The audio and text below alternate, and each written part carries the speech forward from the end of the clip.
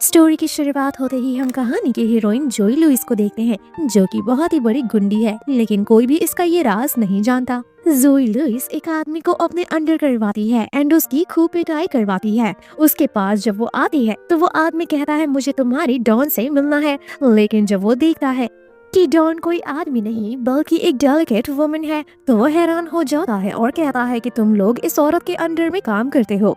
जोई लुइस कहती है कि तुमने अपनी लिमिट क्रॉस करी है एंड इसकी सजा सिर्फ मौत है। ऐसा कहकर वो उसे शूट कर देती है और ऐसा करते हुए कोई इसकी वीडियो रिकॉर्ड कर लेता है। यहाँ जोई लुइस कहती है कि इस मिशन के बाद मैं वेकेशन पर जाने वाली हूँ और जोइन में मेरी फैमिली जो कि मुझसे मिलना चाहती है। दूसरी तरफ हम लू फैमिली को देखते हैं। यहाँ मिसेस लू कह रही होती है कि 18 साल पहले किसी ट्रैफिकर ने मेरी बेटी को मुझसे छीन लिया था। 18 इयर्स तक न जाने मेरी बेटी ने क्या क्या सहा होगा। यहाँ लू फैमिली के जो ब्रदर्स होते हैं उनका कहना होता है कि अब जबकि हमारी सिस्टर मिल गई है तो हम कंपनसेट करेंगे, लाइफ टाइम कंपनसेट करेंगे। तभी दूसरी तरफ हम जोई लुइस को देखते हैं जो कि अभी अभी सिटी में लैंड करती है। यहाँ वो नॉर्मल लोगों के कपड़े और अपने कपड़े को देखकर सोचती है कि मैं अभी भी कुछ हटकर लग रही हूँ, मुझे थोड़ा सॉफ्ट गर्ल जैसा लगना होगा। जिस वजह से वो एक लड़की के साथ कपड़े एक्सचेंज करती है और बदले में उसे $1 मिलियन देती है। इस फैमिली में आने का जोई लुइस का कोई मकसद है, ये बेटी बनकर जा रही है। लॉस्ट बेटी के इसने सारी डिटेल्स निकलवाए थे और अब इसे वैसा ही नाटक करना है। तभी यहाँ जोई लुई के असिस्टेंट का कॉल आता है। असिस्टेंट कहता है कि बॉस एक प्रॉब्लम है, आपके वहाँ जाने से पहले शायद आपको किसी ने पहचान लिया है, वहाँ पर आपके लिए दिक्कतें आ सकती हैं। जोई लुइस कहते हैं कि जो भी वो इंसान है उसे फटाफट खत्म कर दो इस शहर पहुँचने से पहले। जिसके बाद ये लुइस परिवार से मिलती है। यहाँ जोई को देखकर लू परिवार काफी ज्यादा खुश होता है। ब्रदर्स कहते हैं कि हमारी सिस्टर कितनी सीधी सादी दिखती है। डैड कहते हैं घर पर सब ठीक तो है ना, जोई को हमें प्रिंसेस जैसा रखना है। लुइस परिवार में फूल जैसी बेटी आई है, याद रखना कि तुम लोग उसे खून खराबे से काफी कोस दूर रखो। इस स्टेटमेंट से ये पता चलता है कि लू परिवार भी कम नहीं है और ये लोग भी माफिया में ही आते हैं। जैसे ही लू परिवार घर पर आता है तो हम देखते हैं कि यहाँ कुछ कांड चल रहा होता है और डैड इशारा करते हैं ये सब हटाने के लिए। माँ देखती है सोफे पर गन पड़ी होती है तो वो फटाफट हटाती हैं। डैड अपने बेटे से कहते हैं कि तुमने तो कहा था कि सब कुछ हैंडल कर लिया गया है, तो फिर ये सब क्या है। बेटा कहता है कि डैड माफ कर दीजिएगा, कितनी चीजें हम छुपाते आखिर। यहाँ लू मदर जो होती है जोई का ध्यान भटकाने के लिए जो से सवाल करती है कि तुम इतने साल से कैसे मैनेज कर रही थी। फ्लैशबैक में ये याद करती है कि ये तो टॉप एस्ट्रेसिन वाली लाइफ जीकर आई है और उसके सराउंडिंग सब लोग इससे डरा करते थे। जोई नाटक करते हुए कहती है कि मॉम चाहे मैं कितनी भी गरीबी में रह कर आई हूँ, मैं हमेशा लोगों की रिस्पेक्ट किया करती थी और बदले में रिस्पेक्ट मुझे मिला करती थी। ये सुनते ही फैमिली वाले इसकी काफी तारीफ करते हैं कि इतना सब कुछ सहने के बाद भी हमारी बेटी कितनी लविंग एंड काइंड है। तभी यहाँ एडॉप्टेड डॉटर की एंट्री होती है, जिना लुइस की। जिना लुइस यहाँ आते ही कहती है ऐसा क्यों लग रहा है कि जोई तुम ये सब कुछ जो अपने मुंह से कह रही हो वो सब कुछ नाटक है। अपने मन में जोई सोचती है कि ये एडॉप्टेड डॉटर है, यहाँ कई सालों से रह रही है तो जरूर लू फैमिली इसकी ज्यादा फेवर करेंगी एंड इसकी ज्यादा बात सुनेंगी। लेकिन अब जो भी हो जाए मुझे अपना गेम तो खेलना ही होगा। गिना थोड़ा सा जोई को बुली क्या करती है, सभी लोग गिना के ऊपर टूट पड़ते हैं। ब्रदर्स कहते हैं कि तुम अपनी जगह मत भूलो कि तुम इस घर की एडॉप्टेड हो। डैड कहते हैं कि अगर तुमने कभी दोबारा मेरी बेटी को बुली किया तो मैं तुम्हें डिसओन कर दूंगा और मॉम भी उसे धमकियां देती हैं। ये सब कुछ देखने के बाद जोई सोचती है कि मैंने तो सोचा ही नहीं था, ये तो मेरे प्लान का पार्ट ही नहीं है कि ये लोग ऐसा भी बिहेव कर सकते हैं। गिना यहाँ पर इनोसेंट बनने का नाटक करती है और कहती है कि मैं जानती हूँ कि वो आपकी प्रेशियस डॉटर है, इसका मतलब ये तो नहीं ना कि मैं कोई पराई हूँ। लेकिन मॉम उसे इग्नोर करती हैं। जोई से कहती हैं कि जोई तुम टेंशन मत लो, ये हमारे लिए तुम्हारे जितना स्पेशल नहीं है। मॉम यहाँ समझाती हैं कि सालों पहले जब तुम इस परिवार से गायब हो गई थी तो हमने इसे एज अ डॉटर सिर्फ अडॉप्ट किया था और जब से ये हमारे परिवार में आई है हमारे परिवार के लिए सिर्फ और सिर्फ मिसफॉर्च्यून क्रिएट कर रही है। दोस्तों, अगर आप चैनल पर नए हैं तो चैनल को सब्सक्राइब करें एंड वीडियो को लाइक करें। कमेंट करके बताएं कि ड्रामा कैसा लगा। कहानी पर आते हैं। गिना यहाँ ये सब कुछ देखकर यहाँ से गुस्से में चली जाती है। मॉम कहती है देखो देखो कैसा वो बिहेव कर रही है। जिसके बाद जोई नाटक करते हुए कहती है डोंट वरी मॉम, बहुत साल से आप लोगों ने उसे स्पॉइल कर दिया है, इसी वजह से उसे अभी थोड़ी जेलसी हो रही है। ब्रदर्स कहते हैं उस लड़की को इग्नोर करने के लिए। जोई कहती है कि कोई नहीं, मुझे सब समझ में आ रहा है, मेरे आने की वजह से उसे ऐसा लग रहा है कि आप सब लोग सिर्फ मुझे अटेंशन दे रहे हैं। डैड कहते हैं कि हमने उस लड़की को कुछ ज्यादा ही स्पॉइल कर दिया, लेकिन ये सब कुछ सिर्फ और सिर्फ तुम्हारा है।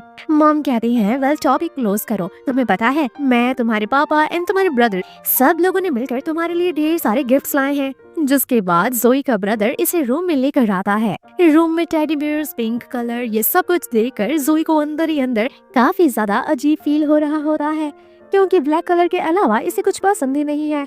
ब्रदर्स कहता है कि हमने तुम्हारे ऊपर काफी स्टडी करी है, हमें पता चला है कि तुम्हें पिंक कलर काफी पसंद है, तुम्हें बुक्स पसंद है और ढेर सारी टॉयज पसंद है। जोई भी फेक स्माइल देती है, थैंक यू, मुझे बहुत ही पसंद आया। ब्रदर्स को शक हो जाता है, वो पूछते हैं कोई प्रॉब्लम है क्या, लेकिन जोई कहती है नहीं, इससे पहले मैं कभी भी ऐसे कमरे में नहीं रही हूँ, मेरा कमरा काफी ज्यादा छोटा सा था, तो मुझे ये सब कुछ काफी ज्यादा ओवर लग रहा है। जोई फ्लैशबैक में याद करती है कि जब ये स्मोक कर रही होती है तो असिस्टेंट लाइटर से स्मोकिंग जलाने वाला होता है, लेकिन ये लाइटर का कलर नोटिस करती है पिंक कलर, एंड ये गुस्से में कहती है कि मेरे घर में कुछ भी गर्ली जैसा पिंक नहीं दिखना चाहिए, नहीं तो मैं तुम सबको उठाकर बाहर फेंकाऊंगी। वह कहानी दूसरी तरफ शिफ्ट होती है। लू मॉम जो होती है गिना से कहती हैं कि तुम इतना स्ट्रेंज बिहेव क्यों कर रही हो, तुमने तो हमसे वादा किया था ना कि तुम जोई को अपनी बहन जैसा ट्रीट करोगी। गिना कहती है चिंता मत करिए, वो आप लोगों की बायोलॉजिकल डॉटर है, मैं उसे कोई नुकसान नहीं पहुंचाऊंगी। यहाँ गिना ये भी कहती है कि आप लोगों को ऐसा नहीं लगता क्या कि वो इस फैमिली के लिए बहुत ही ज्यादा सॉफ्ट है, अगर उसे आप लोगों की सच्चाई पता चलेगी तो वो सह नहीं पाएगी। दूसरी तरफ हम देखते हैं जोई जो कि अपने असिस्टेंट से सवाल करती है क्या तुमने उन लोगों को पकड़ा। असिस्टेंट कहता है नहीं, अभी नहीं पकड़ पाए। जोई कहती है कि अगर तुम इस मिशन में फेल हो गए तो मैं तुम सबको निकाल बाहर फेंकूंगी और मैं नए असैसिन ग्रुप को हायर कर लूंगी। असिस्टेंट कहता है कि कोई नहीं, आप इतना गुस्सा मत करिए, आपके लिए एक गुड न्यूज भी है, आपका मैरिज पार्टनर वापस आ चुका है शहर में, जिसका नाम है जूलियन पार्कर, और मैंने चेक किया है उसका फैमिली बैकग्राउंड काफी ज्यादा अच्छा है, लेकिन हमारी रिसर्च के अनुसार वो थोड़ा बहुत प्लेबॉय जैसा है। ये सुनते ही जोई कहती है कि चिंता मत करो, मैं ऐसे डिक पोटैटोस को सही सलामत रखना जानती हूँ, इनकी बुद्धि ठिकाने लगाना भी मुझे अच्छे से आता है। तभी असिस्टेंट कहता है कि आपके लिए एक और इन्फॉर्मेशन थी, लो फैमिली में अब ब्रायन अंकल से थोड़ा बचकर रहना। वेल तभी यहाँ एडॉप्टेड सिस्टर आती है और कहती है कि हमारे घर में एक बहुत ही इम्पोर्टेंट गेस्ट आए हैं जो कि आपसे मिलना चाहते हैं। ये सवाल कहती है कि वो इम्पोर्टेंट गेस्ट कौन है, तो ये बताती है कि हमारे थर्ड अंकल ब्रायन। जिसके बाद वो ब्रायन अंकल से मिलने के लिए आती है। ब्रायन अंकल कहते हैं बेटा तुम खड़ी क्यों हो, आओ हमारे पास बैठो। जोई बैठने के लिए जाती है, लेकिन तभी गिना कहती है कि तुम कितनी बदतमीज हो, अंकल ने तुम्हें बैठने के लिए ऑफर करा और तुम बैठने के लिए चली गई, हमारे परिवार में ऐसा नहीं होता है। गिना ब्रायन अंकल से सॉरी कहती है कि माफ करिएगा, इसे बाहर की परवरिश मिली है, इसीलिए इसे इस रईसाने घर की परवरिश के बारे में नहीं पता है। ब्रायन अंकल कहते हैं कि मेरे होते हुए ये सारी फॉर्मेलिटीज की कोई जरूरत नहीं है। अंकल कहते हैं कि मैंने जोई के लिए स्पेशल गिफ्ट प्रिपेयर करा है। गिना कहती है कि ये तोहफा तो काफी बड़ा लग रहा है, जरूर कुछ वैल्यूएबल चीज होगा। गिना उसे बॉक्स ओपन करने के लिए देती है। जब वो बॉक्स ओपन करने वाली होती है तो अंकल ब्रायन कहते हैं नहीं, अपने कमरे में जाकर ओपन करना। गिफ्ट देने के बाद अंकल ब्रायन कहते हैं कि अच्छा तो फिर मैं चलता हूँ, मुझे कोई जरूरी काम है। अंकल ब्रायन सवाल करते हैं जोई क्या तुम मुझे बाहर तक छोड़ने के लिए नहीं आऊंगी। एडॉप्टेड डॉटर कहती है कि मैंने अभी कहा ना कि इसे मैनर्स नहीं है, चलिए मैं आपको छोड़ने के लिए चलती हूँ। जब ये दोनों लोग साथ में बाहर जाते हैं तो पीछे पीछे जोई भी आती है, लेकिन तभी जोई नोटिस करती है कि यहाँ तो कोई अटैक करने की कोशिश कर रहा है और जरूर दाल में कुछ काला है। लेकिन तभी हम देखते हैं कि यहाँ तो झाड़ू लगाने वाले के रूप में घर में सिक्योरिटीज होते हैं। वो कहते हैं कि मैडम माफ करिएगा, मुझे यहाँ पर सफाई करना है, क्या आप यहाँ से जा सकती हैं। जोई मन ही मन में सोच रही होती है कि मुझे भी बेवकूफ बना रहा है, झाड़ू लगाने वाले के रूप में सिक्योरिटी लगा रखे हैं घर में, शायद इन लोगों को पता नहीं है कि इन सारी चीजों से 10 कदम आगे हूँ मैं। वह तभी नेक्स्ट सीन में हम देखते हैं कि जोई कमरे में आती है, तोहफा देखती है कि तोहफा पहले से काफी हल्का हो गया है। जब वो खोलती है तो देखती है कि इसमें सिर्फ एक ब्रेसलेट है। उसे रियलाइज होता है कि एडॉप्टेड डॉटर ने इसमें से गिफ्ट निकाल लिया है। नेक्स्ट सीन में हम ब्रायन अंकल को देखते हैं जो कि अपने असिस्टेंट से कह रहे होते हैं कि आज हमारा प्लान फेल हो गया, बट कोई नहीं, हम जोई को मोहरा बनाएंगे जिससे हम लू फैमिली को फोर्स करेंगे सबमिट होने के लिए। और तो और मैं फुल्ली प्रिपेयर्ड हूँ व्हाइट टाइगर हॉल से भी कांटेक्ट करने के लिए और वर्लम बर्ड सोसाइटी के लीडर्स से भी। यहाँ फाइनली हमें पता चल जाता है ब्रायन अंकल का मोटिव वो किसी और के पीछे नहीं बल्कि लूसीफू के पीछे पड़े हैं। लूसीफू कोई और नहीं बल्कि हमारी जोई है। जोई नाम तो सिर्फ उसका परिवार में है, लोग उसे प्यारी सी बेटी समझते हैं, लेकिन लूसीफू जो कि एक असैसिन, बॉक्सर, फाइटर और एक बहुत ही बड़ी डॉन है। कहानी शिफ्ट होती है बहुत ही बड़ी पार्टी में जो कि लू परिवार वालों ने रखा होता है। यहाँ इस पार्टी में गिना ने जोई के बारे में उल्टी सीधी अफवाहें पहले से ही उड़ा रखी होती हैं, जिस वजह से सभी लोग जोई को जज कर रहे होते हैं कि दोनों सिस्टर का कोई मुकाबला नहीं है, एक जो कि कचड़े से उठकर आई है और दूसरी जो कि शुरुआत से ही रिच फैमिली में पली बड़ी है। दोनों में जमीन आसमान का फर्क है। इस कहानी में हम जूलियन पार्कर को भी देखते हैं जो कि बहुत ही हैंडसम सा हीरो होता है और इसकी कहानी के बारे में हमें आगे जानने को मिलेगा। तब तक के लिए सब्सक्राइब कर लें, घंटी बजा लें एंड वीडियो को लाइक कर लें। जोई को यहाँ एंटर करते हुए देखकर सभी के मुंह खुले के खुले रह जाते हैं। कुछ लोग तो ये तक कहते हैं कि ये बहुत ही इनोसेंट दिख रही है व्हाइट कपड़ों में। यहाँ जो लोग उसके बारे में उल्टा सीधा कह रहे होते हैं कि वो स्लम और कचड़े में पली बड़ी है, उन लोगों का स्टेटमेंट बदल जाता है जोई की खूबसूरती देखकर। मॉम कहती है कि कोई शक नहीं है, जोई ही मेरी अपनी बेटी है, तुम्हारे जितनी एलिगेंट लड़की हमने पहले कभी नहीं देखा। जोई कहती है कि मुझे तो जीना को थैंक यू कहना चाहिए क्योंकि उन्होंने अपने स्टाइलिस्ट मुझे रेकमेंड करा। जीना कहती है हाँ क्योंकि मैं लुइस फैमिली को एम्बैरस नहीं कराना चाहती थी। डैड जोई से कहते हैं कि तुम पूरी तरीके से फ्रीली एंजॉय करो, आज मैं सभी को बताने वाला हूँ कि मेरी बेटी वापस आ चुकी है। वेल तभी हम यहाँ जूलियन पार्कर को देखते हैं जो कि एकदम लफंगों की तरह आकर जोई को छेड़ रहे होते हैं। जूलियन पार्कर का कहना होता है कि मैंने आप जैसी ब्यूटीफुल, क्यूट और इनोसेंट लड़की पहले कभी नहीं देखा है। जोई कहती है मिस्टर मैं आपको नहीं जानती, बेहतर होगा कि हम दूरी बना कर रखें। जब वो जोई को हाथ लगाता है तो यहाँ जोई अपनी टेक्निक दिखाती है फाइटिंग स्किल्स की और ये देखकर जूलियन पार्कर सन्न हो जाते हैं और कहते हैं कि मैंने सोचा नहीं था कि इतने मासूम चेहरे के पीछे इतने ब्रूटल टेक्निक छुपे हुए हैं। जूलियन पार्कर तो हाथ धोकर पीछे ही पड़ जाता है और कहता है कि तुम ही मेरी वाइफ बनोगी, मैं तुमसे शादी करूंगा। और जोई कहते हैं कि मजाक करना बंद करो, मैं तुम्हें नहीं जानती। वेल तभी यहाँ एंट्री होती है जीना की। हमेशा की तरह उसे ये सब कुछ देखकर काफी जेलसी हो रही होती है कि जूलियन पार्कर किसी और पर नहीं बल्कि जोई पर लाइन मार रहा है। इसीलिए वो जूलियन पार्कर के सामने जोई की इंसल्ट करने लगती है कि आप इतने बड़े एयर्स फैमिली के बेटे हो, आपको कोई और नहीं सिर्फ यही ट्रैश से उठी हुई लड़की दिखी। और तभी पीछे से जोई की माँ आती है और कहती है बस करो, बहुत हो गई तुम्हारी बदतमीजी। जोई की माँ जूलियन पार्कर को कहती है कि सर हम बाद में एंगेजमेंट से रिलेटेड चीजें डिस्कस करेंगे। जूलियन पार्कर कहता है कि हाँ जल्द से जल्द मुझे जोई से एंगेजमेंट करना है। ऐसा कहकर वो यहाँ से चला जाता है। दूसरी तरफ डैड स्टेज पर चढ़कर सारे गेस्ट का वेलकम करते हैं और कहते हैं कि ताली बजाकर मेरी बेटी का स्वागत करिए। तभी अंकल ब्रायन आ जाते हैं और ये सब बंद करने के लिए कहते हैं। गिना ब्रायन अंकल से सवाल करती है कि यहाँ आने से पहले आपने हमें इन्फॉर्म क्यों नहीं करा। ब्रायन अंकल कहते हैं कि ये बहुत ही अर्जेंट मैटर है, इसीलिए फॉर्मेलिटीज की कोई जरूरत नहीं है। और वो सीधा का सीधा पूरा ब्लेम जोई के ऊपर डालते हुए कहते हैं कि ये हमारा परिवार बर्बाद करने के लिए आई है। लू आंटी कहती है कि ये इल्जाम डालना बंद करिए, जोई जितनी जेंटल एंड काइंड लड़की मैंने आज तक कहीं नहीं देखा है। यहाँ ब्रदर्स भी कहते हैं कि हमारी सिस्टर प्योर हार्टेड है और हम ये सारे इल्जाम बर्दाश्त नहीं कर सकते। दूसरा भाई कहता है कि अगर तुमने ये इल्जाम वापस नहीं लिया तो मैं तुम्हें खत्म कर दूंगा, होगे तुम ब्रायन अंकल किसी और के लिए। ब्रायन अंकल सुनकर हंसने लग जाते हैं कि ये इनोसेंट हो ही नहीं सकती। जिसके बाद वो यहाँ एक तस्वीर दिखाते हैं और कहते हैं कि ये ब्लैक ड्रैगन से बिलोंग करती है। जो लोग इसे जोई कह रहे हैं वो जोई नहीं बल्कि लू जिंगयाओ है और ये वर्ल्ड टॉप असैसिन ग्रुप की हेड है। ये सब देखकर जोई सोच रही होती है कि मेरी आइडेंटिटी तो मेरी टॉप सीक्रेट है, लेकिन इस बुड्ढे को कैसे पता चल गया कि मैं कौन हूँ। जोई रोती हुए कहती है कि मुझे कुछ समझ नहीं आ रहा कि अंकल ब्रायन कहना क्या चाहते हैं। यहाँ ब्रदर्स उसे कंसोल करते हैं, मम्मा भी कंसोल करते हुए कहती है हमारे होते हुए तुम्हें कुछ नहीं होगा। और ये लोग मिलकर यहाँ अंकल ब्रायन से सबूत मांगते हैं। यहाँ ब्रायन अंकल जोई से कहते हैं कि मानना पड़ेगा, तुम सिर्फ एक असैसिन हेड नहीं बल्कि एक बहुत ही अच्छी एक्टर भी हो। ये सब देखकर जोई के डैड को काफी गुस्सा आता है। वो कहते हैं कि मेरी बेटी वापस आई है, मैं उसके लिए पार्टी रखना चाहता हूँ और तुम यहाँ पर सब वेस्ट कर रहे हो, चले जाओ नहीं तो जिंदगी भर पछताते रहोगे। ब्रायन अंकल कहते हैं कि क्या तुम देख नहीं सकते कि मैं ये सब कुछ तुम्हारे लिए, लुइस फैमिली के लिए कर रहा हूँ।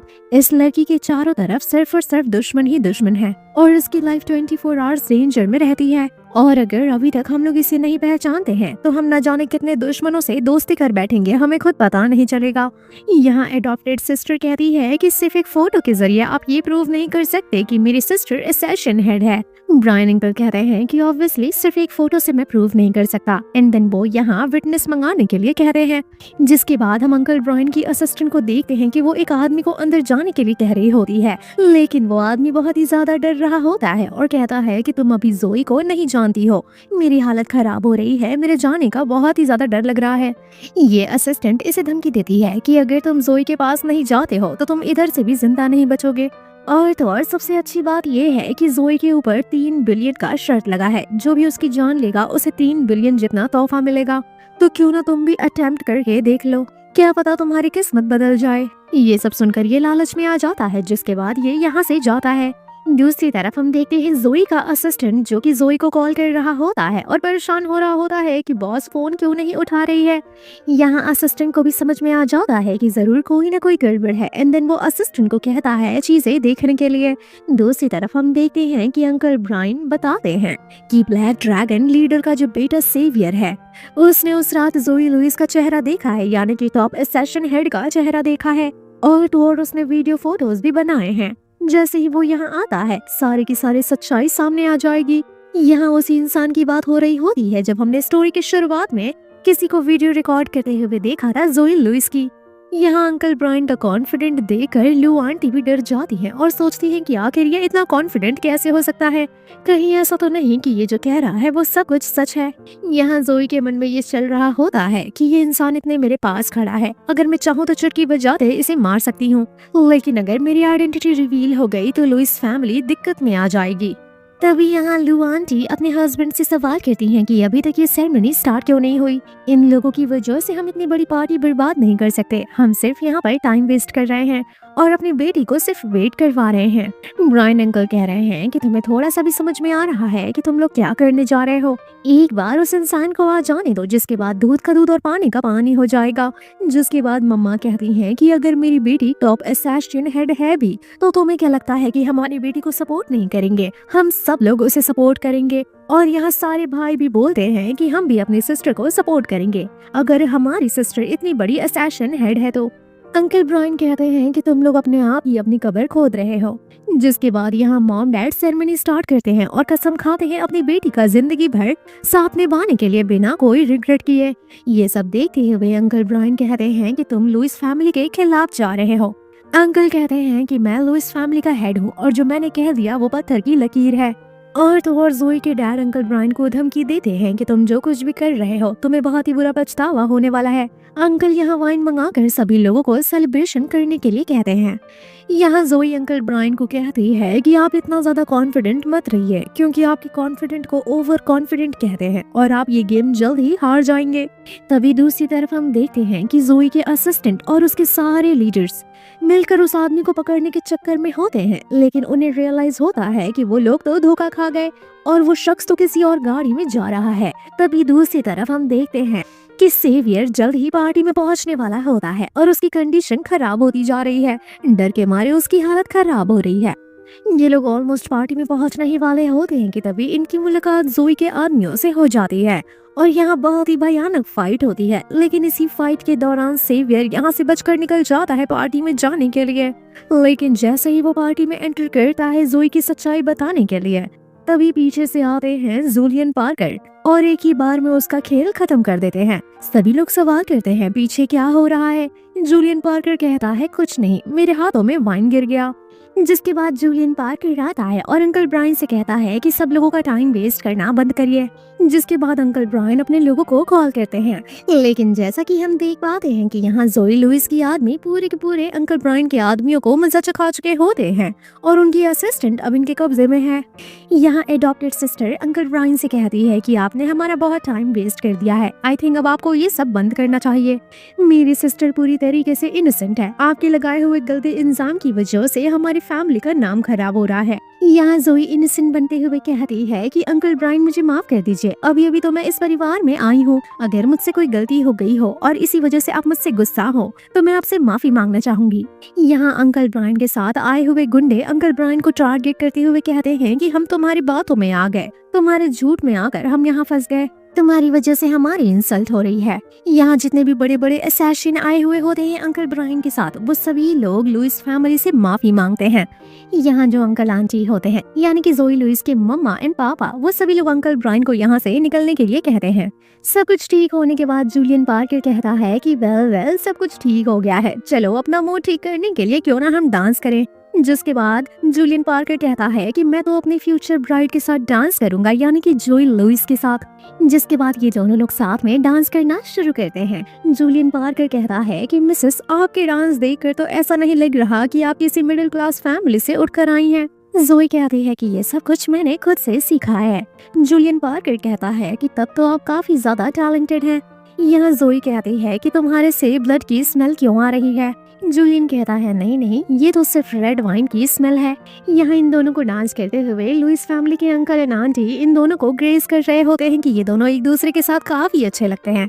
अब पार्टी खत्म हो जाती है। लुइस फैमिली आपस में बैठकर डिस्कस करती है। एडॉप्टेड डॉटर का कहना होता है कि अंकल ब्रायन की प्रॉब्लम क्या है। अंकल कहते हैं कि तुम्हारे ग्रेट ग्रैंडफादर ने मुझे लीडरशिप दिया है और अंकल ब्रायन को इसी चीज की काफी ज्यादा जेलसी होती है और शुरू से ही वो लू फैमिली को डिस्ट्रॉय करना चाहते हैं। यहाँ ब्रदर्स कहते हैं कि जो भी हो, लेकिन आज उन्होंने लिमिट क्रॉस कर दी। यहाँ एक भाई कहता है कि ये सब कैसे पॉसिबल हो सकता है, हमारी सिस्टर इतनी इनोसेंट है, वो किसी असैसिन ग्रुप की लीडर कैसे हो सकती है। जिस लड़की के बारे में अंकल ब्रायन कह रहे थे वो लड़की काफी ज्यादा टेरिफाइंग है और हमारी सिस्टर कितनी ज्यादा सॉफ्ट है। मॉम इन सभी लोगों को कहती हैं कि अभी कुछ दिनों के लिए तुम लोग घर से ज्यादा दूर मत जाना, आई थिंक हम लोगों के लिए सेफ नहीं होगा। हम नेक्स्ट सीन में देखते हैं कि जोई लुइस आई हुई होती है अपने असिस्टेंट के पास उसे पनिशमेंट देने के लिए, क्योंकि वो लोग चार्ली को स्टॉप नहीं कर पाते और वो पार्टी में एंटर कर जाता है। जोई कहती है तुम्हें पता है कितना बड़ा डिजास्टर होने से बचा है, तो चलो बताओ मुझे किस तरह से तुम्हें डिसिप्लिन करना चाहिए। जिसके बाद वो अपने असिस्टेंट को थप्पड़ मार देती है। जोई कहती है कि हमारा मोटिव है यहाँ के टेरिटरी को रूल करना और अगर हम ऐसे ही छोटी छोटी गलतियाँ करते रहेंगे तो हम कुछ भी नहीं कर पाएंगे और अगर नेक्स्ट टाइम ऐसी गलती होती है तो तुम सांस लेने लायक नहीं रहोगे। जिसके बाद असिस्टेंट प्रॉमिस करता है कि मैं मरते दम तक अपना वादा निभाऊंगा। जोई कहती है चलो आंसू पोंछो और एक मर्द की तरह बिहेव करो, रोने धोने वाला काम नहीं करो। यहाँ असिस्टेंट सवाल कहता है कि आप इतने बड़े मेंशन में हैं जहाँ से निकलना नामुमकिन है, लेकिन आप वहाँ से कैसे निकल कर आई हैं। जोई लुइस कहते हैं कि वो लोग होंगे चालाक लेकिन मुझसे ज्यादा चालाक नहीं है। नेक्स्ट सीन में हम देखते हैं जूलियन पार्कर को। यहाँ इसका दोस्त आता है और कहता है चिंता मत करो, चार्ल्स के बारे में किसी को पता नहीं चलेगा कि वो उस मेंशन में आया भी था। यहाँ दोस्त सवाल करता है कि तुम उस लड़की की इस तरह से हेल्प क्यों कर रहे हो और तुमने सारे फुटेज भी डिलीट करवा दिए। यहाँ पर जूलियन पार्कर कहता है कि वो मेरी फ्यूचर वाइफ है और अगर मैं उसकी इतनी भी हेल्प ना करूँ तो फिर मैं कैसा हस्बैंड हूँ। यहाँ दोस्त कहता है कि मैंने जिंदगी भर देखा है कि काउंटलेस वुमेन तुम्हारे पीछे पड़ी रहती हैं, लेकिन आज मैं पहली दफा देख रहा हूँ कि तुम किसी के पीछे पड़े हुए हो। जूलियन पार्कर रिवील करता है कि ये हम पहली दफा थोड़ी ना मिल रहे हैं। जिसके बाद फ्लैशबैक में हम देखते हैं कि जूलियन पार्कर पेड़ पर अटके हुए होते हैं और जोई लुइस कहती है कि जंप करो, मैं तुम्हें कैच कर लूंगी, लेकिन वो डर के मारे जंप नहीं करते और जोई लुइस कहती है कि मैंने आज तक तुम्हारे जैसा फट्टू लड़का नहीं देखा। काफी फोर्स करने की वजह से जूलियन पार्कर जंप कर जाता है और प्रॉमिस करता है कि जब मैं बड़ा हो जाऊंगा तो फिर मैं वादा करता हूँ कि मैं हमेशा तुम्हें प्रोटेक्ट करूंगा। प्रेजेंट में जूलियन पार्कर कहते हैं कि उसके किडनैप होने के बाद मैंने उसे हमेशा ढूंढा है और जूलियन पार्कर ये कहता है कि मैं चाहता हूँ कि वो अपने असली फैमिली से मिले और खुशी खुशी रहे। ये सुनकर असिस्टेंट कहता है कि तो फिर वो अपने असली फैमिली के साथ नहीं है क्या। जूलियन पार्कर कहता है कि वो जिस भी मोटिव से आई है वो मोटिव तो मुझे नहीं पता, लेकिन मैं इतना जानता हूँ कि लू फैमिली उसके लायक नहीं है। जो भी उसके रास्ते में आएगा मैं उसे मिट्टी में मिला दूंगा। दूसरी तरफ हम देखते हैं कि जोई लुइस को ब्रेकफास्ट पर बुलाया जाता है। यहाँ मॉम उससे पूछती हैं कि जूलियन पार्कर तुम्हें कैसा लगता है, तो ये कहते हैं कि जूलियन पार्कर ने कहा है कि वो जीना को पसंद नहीं करता। उसका कहना है कि जीना बहुत ही ज्यादा रफ लड़की है और तो और उसने ये भी कहा था कि उसने अपने आंखों से देखा है जीना को कुछ गंदे काम करते हुए, जैसे कि किसी की जान लेते हुए। ये सुनते ही फैमिली में सभी लोग हैरान हो जाते हैं। जीना गुस्से में खड़ी होती है और कहती है, मैंने नहीं सोचा था कि तुम मुझ पर ऐसा इल्जाम डाल सकती हो। जीना कहती है कि तुम उसकी बातों को सीरियसली कैसे ले सकती हो, शायद वो पिछले साल मेंटल हॉस्पिटल में होगा तभी वो ऐसी बहकी हुई बातें कर रहा है। मॉम कहती है, वेल मैं पूछ रही थी कि तुम्हें जूलियन पार्कर कैसे लगता है, क्या हमें तुम दोनों के एंगेजमेंट की बात आगे बढ़ानी चाहिए। खैर दूसरी तरफ हम जूलियन पार्कर को देखते हैं जो कि अपने डैड के साथ काफी ज्यादा प्लेफुल है। उनसे कहता है कि चलो चलो, आप तो मुझे कहते हो कि मैं आपका नाजायज औलाद हूँ, चलो हम चलकर पैटर्निटी टेस्ट कराते हैं। हमने कितनी दफा पैटर्निटी टेस्ट कराया है, चलो फिर से कराते हैं। डैड कहते हैं, भाग जाओ यहाँ से, मेरा दिमाग मत खराब करो। जूलियन पार्कर कहता है, अगर मैं भाग गया तो आप ग्रैंड चाइल्ड कैसे बनेंगे, क्योंकि मुझे तो मेरी होने वाली बीवी मिल गई है। डैड कहते हैं, जैसी तुम्हारी रेपुटेशन है, तुम्हारी रेपुटेशन के हिसाब से कौन ही अपनी बेटी तुम्हें देने वाला है। यहाँ जूलियन पार्कर बताता है कि लू फैमिली की रियल डॉटर वापस आ गई है। ये सुनते ही डैड कहते हैं कि वो अभी अभी तो वापस आई है और तुम शादी की बात कर रहे हो। जूलियन पार्कर कहता है कि लू फैमिली के पार्टी में मैं गया था और वहाँ हम बहुत ही अच्छा वाइब कर रहे थे, तो हमारी सेटिंग हो गई है। ये सुनकर डैड काफी ज्यादा खुश होते हैं और कहते हैं कि तुम मुझे उससे कब मिला रहे हो। दूसरी तरफ हम देखते हैं कि जोई लुइस सीढ़ियों से नीचे आ रही होती है, तभी यहाँ घर की सर्वेंट कहती है कि जीना मैडम ने आपको यहाँ से आगे जाने के लिए मना करा है और कहा है कि इसके आगे खतरा है। ये सवाल करती है, क्या हो रहा है। सर्वेंट बताती है, हमारे घर में गेस्ट आए हुए हैं और जीना मैडम चाहती है कि आप उनके मामले से दूर ही रहें और अपने कमरे में जाएं। यहाँ जोई थोड़ा क्यूरियस होते हुए सवाल करती है कि जीना ऐसा क्यों कर रही है, कैसे गेस्ट हैं जिनसे वो मिल रही है और मैं नहीं मिल सकती। सर्वेंट कहती है कि देखिए, मैडम ने कहा है कि ये सब डेंजरस है, हमें आपकी सेफ्टी की कंसर्न है, आपको अपने कमरे में जाना चाहिए। यहाँ फाइनली जोई कहती है कि लुइस फैमिली की बड़ी बेटी मैं हूँ और वो एडॉप्टेड बेटी है, और अगर मेरे बिना वो लोग किसी मैटर पर डिस्कस कर रहे हैं तो फिर वो बहुत ही गलत हो सकता है। मुझे जाना होगा, अपने आंखों से देखना होगा। जीना जोई को देखकर कहती है, तुम यहाँ क्या कर रही हो। जोई कहती है, मैं भी तो ल्यू फैमिली का हिस्सा हूँ, मुझे भी सुनना है कि तुम क्या बात कर रही हो, क्या डिस्कशन कर रही हो। यहाँ जोई सवाल करती है कि ये कैसे गेस्ट है, तो अंकल कहते हैं, मैं कोई गेस्ट नहीं हूँ। जोई कहती है, तो फिर क्या है आप। अंकल कहते हैं, मेरा नाम लियो बेनेट है और लुइस फैमिली का हर एक इंसान मुझे एल्डर बेनेट कहता है। जोई कहती है, यानी कि आप बेनेट क्लैन से बिलोंग करते हो। यहाँ एल्डर बेनेट कहते हैं, अब जबकि तुम इस फैमिली का हिस्सा बन चुकी हो तो तुम्हें थोड़े मैनर्स में रहना चाहिए। मैं देख सकता हूँ कि तुम बहुत ही ब्लंटली तरीके से बात करती हो। अगली बार से किसी भी रूम में एंटर करने से पहले अपने आप को इंट्रोड्यूस करना, अनाउंस करना, बदतमीजी की तरह अंदर मत चली आना। यहाँ जीना कहती है, जोई जाओ ना, तुम अपने रूम में जाओ, मुझे कुछ बात करनी है। जोई कहती है, नहीं, मुझे भी सुनना है कि तुम लोग ऐसा क्या बात कर रहे हो। जब ये फैमिली मेंबर नहीं है तो तुम इनसे ऐसा क्या बात कर रही हो जो मैं नहीं सुन सकती। यहाँ एल्डर बेनेट का मोटिव हमें पता चलता है। जिस तरह से अंकल ब्रायन जोई लुइस के पीछे पड़े हुए हैं, उसी तरीके से एल्डर बेनेट को भी शक है और कहता है कि मैंने तुम्हारे बारे में बहुत ही र्यूमर सुने हैं कि तुम ब्लैक असैसिन ग्रुप की हेड हो। जीना कहती है, नहीं, ऐसा बिल्कुल भी नहीं है, मेरी सिस्टर बहुत ही इनोसेंट है। यहाँ पर वो अपनी सिस्टर को पूरा प्रोटेक्ट करती है और कहती है, इसीलिए मैं कह रही थी कि तुम अपने कमरे में रहो, क्योंकि कोई ना कोई आकर तुम्हारे ऊपर ऐसे उल्टे सीधे क्लेम लगा रहा है। यहाँ एल्डर बेनेट ये तो कहते हैं कि चलो, मैं तुम लोगों को कुछ दिखाना चाहता हूँ। जीना को काफी ज्यादा डर लगता है कि जोई लुइस को कोई नुकसान न पहुँचा दे, इसीलिए वो उससे कहती है कि तुम मेरे पीछे पीछे रहना, तुम्हें चोट नहीं लगनी चाहिए। एल्डर बेनेट इन दोनों को एक कमरे में लेकर आते हैं और यहाँ एक शख्स कुर्सियों से बंधा होता है और ये शख्स ये कहता है कि मैंने अपने आंखों से देखा है कि जोई लुइस ब्लैक असैसिन ग्रुप की हेड है। लेकिन यहाँ जीना इसकी बात मानने के लिए तैयार नहीं होती और कहती है कि मेरे सिस्टर पर ऐसे लाखों क्लेम लग रहे हैं, आखिर हम आपकी बात क्यों माने। यहाँ एल्डर बेनेट कहते हैं कि आखिर अगर ये सच बोलेगा तभी जिंदा बचेगा, तो फिर ये ऐसी बात क्यों कह रहा है। इसकी बातों से तो ऐसा लग रहा है कि अंकल ब्रायन जो कह रहे थे जोई के बारे में, वो सब कुछ सच कह रहे थे।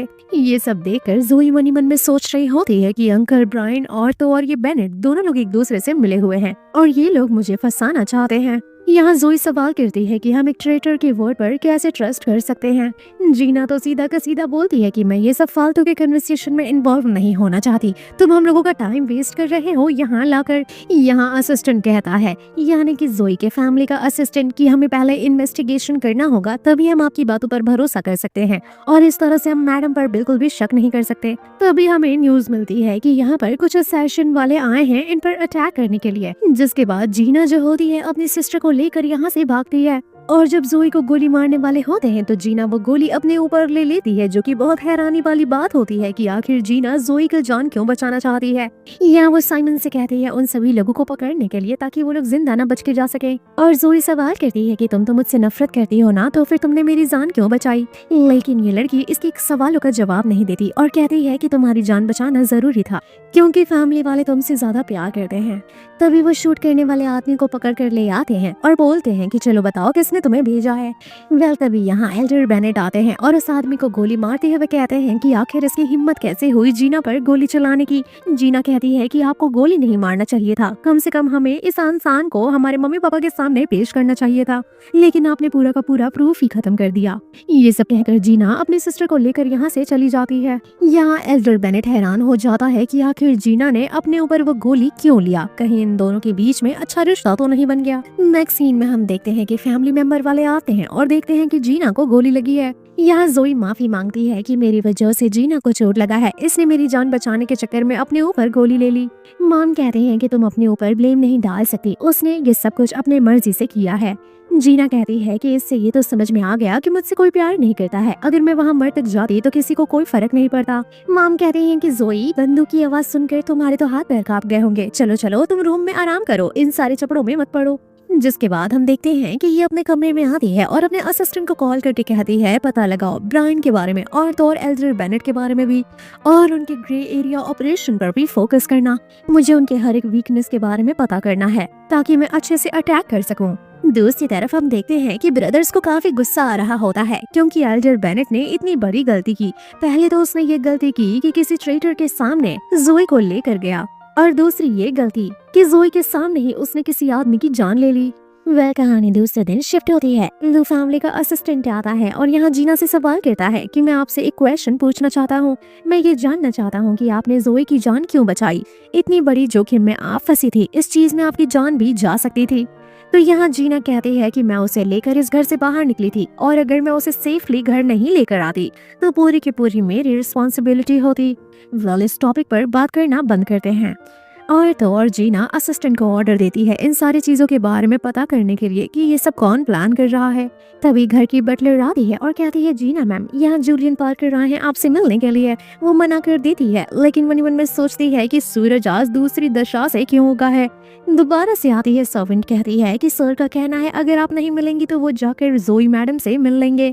जिसके बाद वो उसे अंदर आने के लिए अलाउ कर देती है। जैसे ही जूलियन पार्कर अंदर आता है सबसे पहले थैंक यू कहता है और तो और तोहफा देता है। यहाँ बातचीत करने के बाद वो मौका ढूंढता है और सवाल करता है जोई रूम में है या फिर बाहर है। ये सुनकर जीना कहती है मैं जानती थी कि तुम जोई के लिए ही यहाँ आए हुए हो। एंड देन कहती है जाओ मिल लो, वो अपने कमरे में ही है। जिसके बाद ये तोहफा खोलती है, डब्बे के अंदर डब्बा और डब्बा खाली। ये देखकर इसे गुस्सा आता है, लेकिन डब्बे में ध्यान से देखने के बाद इसे रियलाइज होता है कि ये उन लोगों की तस्वीर है जिनकी तलाश करने के लिए इसने अपने असिस्टेंट को ऑर्डर दिया है। ये तस्वीर देखकर हैरान हो जाती है और कहती है कि जूलियन पार्कर को इनके बारे में कैसे पता।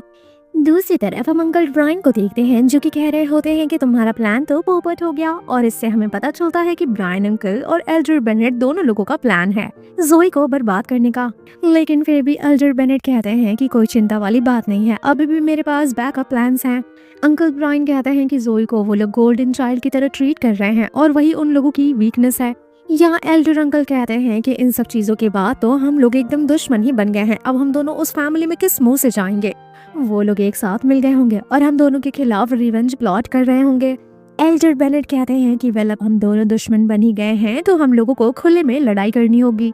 दूसरी तरफ हम देखते हैं जोई आकर सर्वेंट से सवाल करती है कि सभी लोग कहाँ हैं। सर्वेंट बताती है कि पूरी की पूरी फैमिली ये इन्वेस्टिगेट करने के लिए गई है कि आप लोगों पर किसने अटैक करवाया था।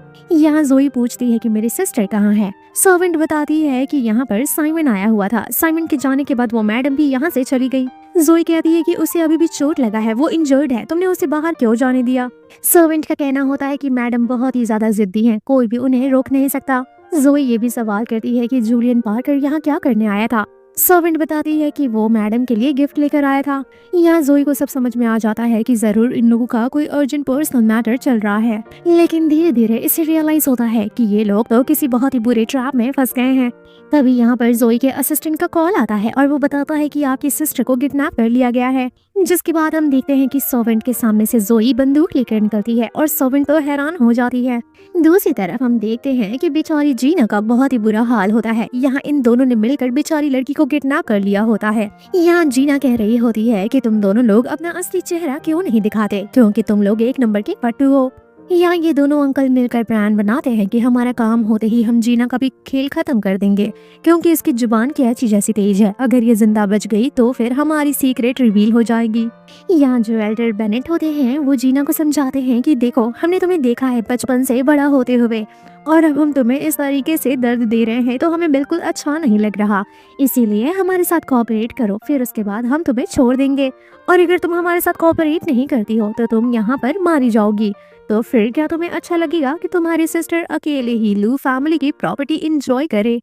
यहाँ ये दोनों अंकल का ये मोटिव होता है कि जीना को होस्टेज बना के लुइस फैमिली को ब्लैकमेल करें और इस लड़की से जोई की रियल आइडेंटिटी पता करने की कोशिश करते हैं। ये लोग जीना को कन्विंस करने की कोशिश भी करते हैं कि ये जोई के खिलाफ जाकर उसे पता करे कि वो क्या करती है, उसकी रियलिटी क्या है, और ऊपर से फैमिली बिजनेस का कंट्रोल लेने की कोशिश करना।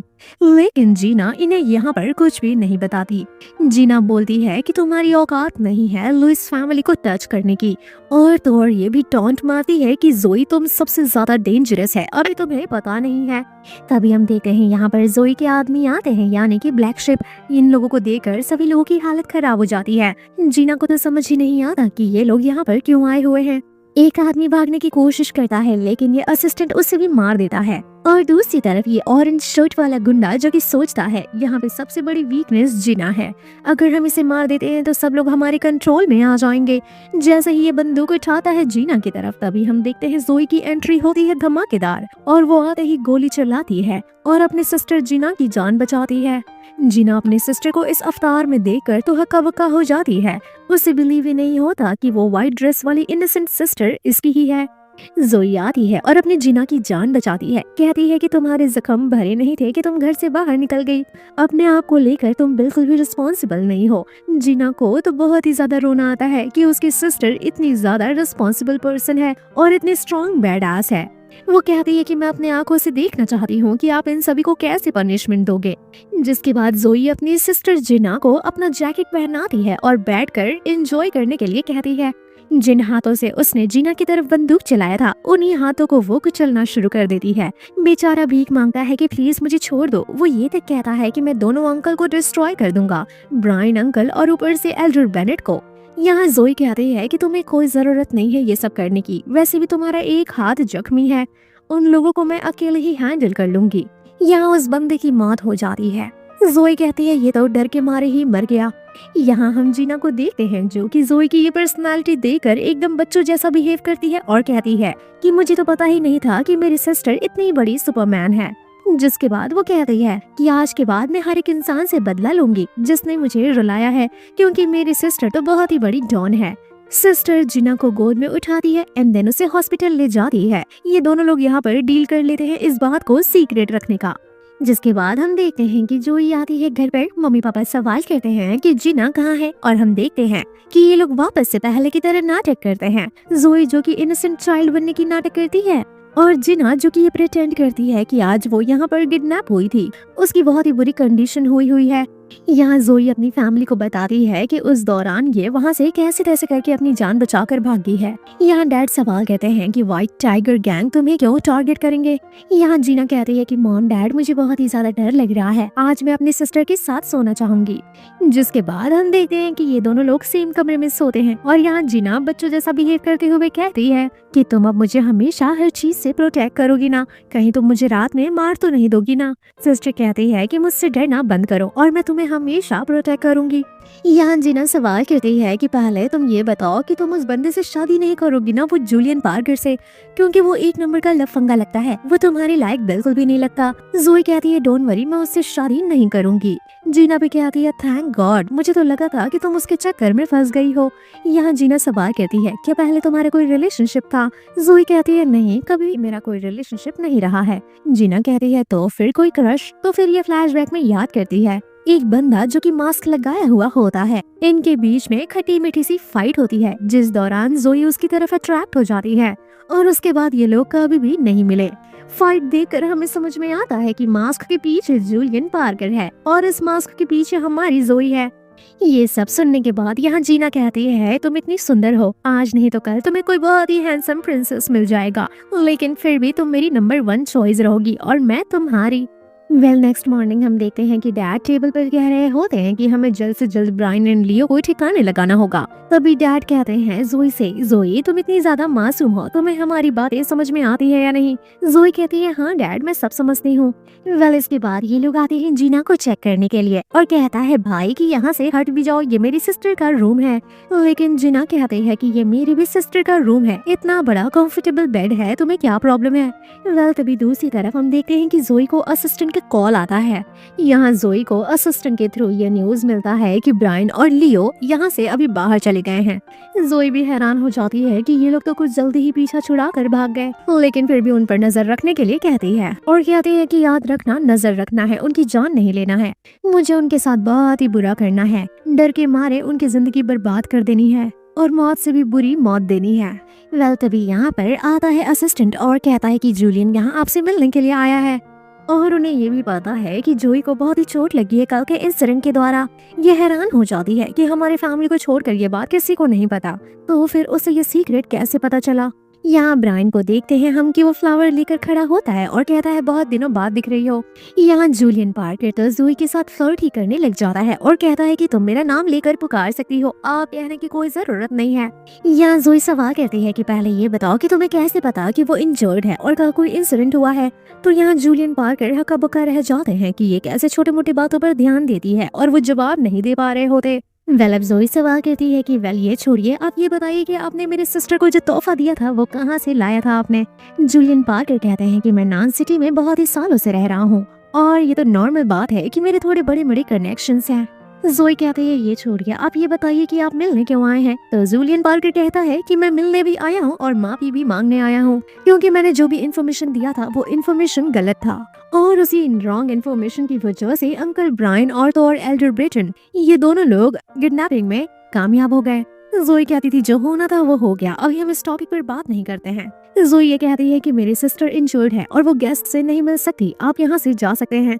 वो इन्हें यहाँ से जाने के लिए कहती है, लेकिन जूलियन पार्कर कहता है कि अब मैं इतनी दूर आया हूँ तो थोड़ा चाय वाय तो पी कर जाऊंगा। जिसके बाद यहाँ असिस्टेंट जूलियन पार्कर को ठंडा चाय दे देता है, ये कहते हुए कि ये चाय अभी अभी बनाई थी मैंने। यहाँ जोई बोलती है अब चाय पी लिया हो तो बताओ क्या बात करने के लिए आए हो। जूलियन पार्कर कहता है कि अरे वो जो मेरे घर में एक बुढ़ऊ है ना, वो मुझे शादी करने के लिए फोर्स कर रहे हैं। यहाँ साइमन कहता है कि सर अभी के लिए जाइए, जब मास्टर लू आ जाएंगे तो आप उनसे डिस्कस कर लीजिएगा। लेकिन जूलियन पार्कर कहता है नहीं नहीं, पहले मैं सुनना चाहता हूँ कि मैम जोई क्या कहती हैं।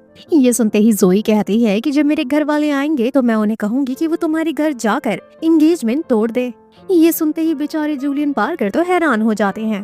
तभी पता चलता है कि जीना अंदर टैंट्रम कर रही है, जिसके बाद वो जीना की तरफ भागती है और मिस्टर जूलियन पार्कर को यहाँ से जाने के लिए कहा जाता है। जिसके बाद हम देखते हैं कि बेचारा जूलियन पार्कर आता है अपने डैड के पास और कहता है कि ये मेरी शादी की बात है, आप चिंता नहीं करेंगे तो कौन चिंता करेगा। यहाँ डैड कहते हैं, देखो अपने आप को, तुम इतने ज्यादा नालायक हो कि लू सिस्टर्स भी तुम्हारे से बात नहीं करना चाहती, तो फिर तुम मुझसे कैसे पूछ सकते हो कि मैं तुम्हारा मैरिज प्रपोजल वहाँ लेकर जाऊँ। यहाँ जूलियन पार्कर भी जिद लगा कर बैठ जाता है कि अगर आप शादी की बात करने के लिए नहीं जाओगे तो फिर ये पीढ़ी हमारे तक ही खत्म हो जाएगी और आपको पोता पोती देखने को नहीं मिलेगा।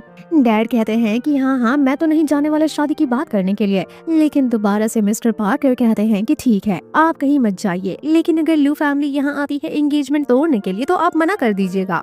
डैड कहते हैं कि मैं लोगों की रिस्पेक्ट करता हूँ, मैं उनसे बहस नहीं कर सकता, और अगर तुम उसे इतना ही पसंद करते हो तो जाओ उसे मनाओ।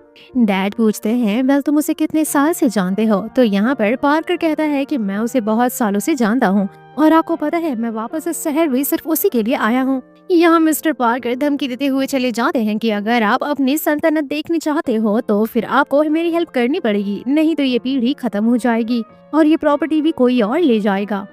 दूसरी तरफ हम जीना को देखते हैं जो कि नाटक कर रही थी ताकि उसकी सिस्टर को छुटकारा मिल जाए पार्कर से, और वो कहती है, देखा ना मैं कितनी चालाक हूँ।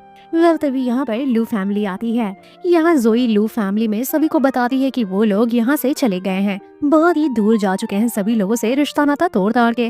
मॉम सवाल कहती है, जोई ये सब तुम्हें कैसे पता? जीना कहती है कि ये सब कुछ मैंने इन्वेस्टिगेट करा है। ब्रदर्स कहते हैं कि अब हम क्या करेंगे, वो इस तरह से छुपेंगे तो फिर हम क्या ही कुछ कर पाएंगे, वो लोग तो पता भी नहीं कि कहाँ जा चुके होंगे। वेल तभी यहाँ दूसरा असिस्टेंट कहता है कि मैडम आप सभी लोगों के लिए यहाँ पर इनविटेशन है और स्पेशली जोई मैडम को इनवाइट किया गया है, और तो और वहाँ पर बहुत सारे लड़के आने वाले हैं जिन्हें आप शादी के लिए चूज कर सकती हैं। यहाँ पर छोटी सिस्टर कहती है कि मेरी सिस्टर बहुत ही महान है और इसके लिए कहीं से ऐसे चूज करने वाला मटेरियल हमें नहीं लाना है, कोई ऐसा हीरा ढूंढ के लाना है जो ढूंढना बहुत ही मुश्किल हो। ब्रदर्स कहते हैं, जाने में क्या हर्जा है, जाकर हमें पता चलेगा हमारे सिस्टर का टेस्ट कैसा है।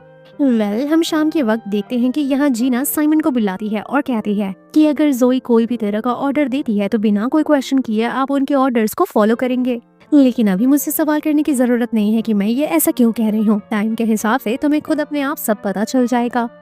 दूसरी तरफ हम देखते हैं कि जूलियन पार्कर के डैड कॉल करते हैं और कहते हैं तुम्हारे लिए एक बहुत ही अच्छा मौका है वापस आने का।